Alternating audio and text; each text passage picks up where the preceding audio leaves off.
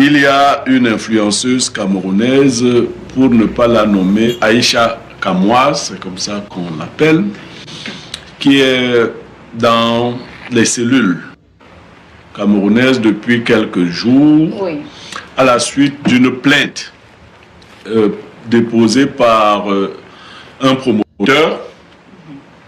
Le promoteur a porté plainte et la dame a été arrêtée pendant qu'elle s'apprêtait à voyager et elle est mise en garde à vue depuis quelques jours. Cela soulève beaucoup d'émoi, beaucoup de commentaires et personnellement je voudrais formuler une analyse là-dessus. Oui.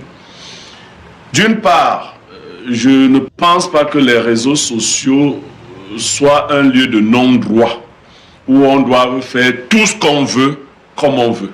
Non du tout.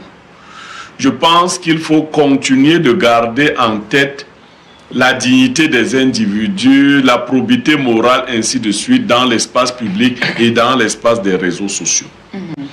D'autre part, je pense que quand on veut suivre la règle du droit, il ne faut pas utiliser dans le même temps des passe-droits ou des pouvoirs exorbitants. Qu'est-ce que je veux dire?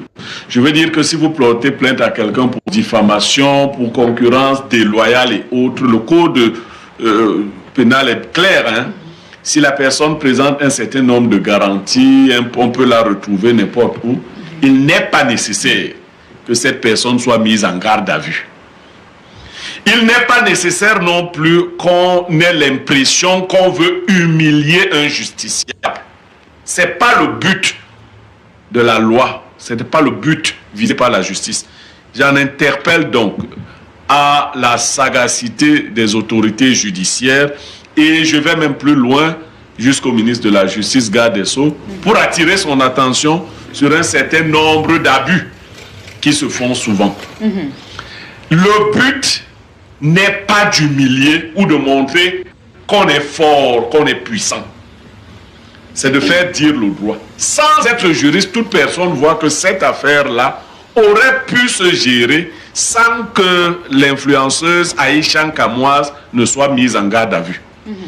Parce qu'il n'y a ni ce qu'on appelle flagrant délit. Il n'y a pas flagrance, donc il n'y a pas flagrant délit. Et il n'y a pas une situation qui nous oblige à la garder dans les geôles au risque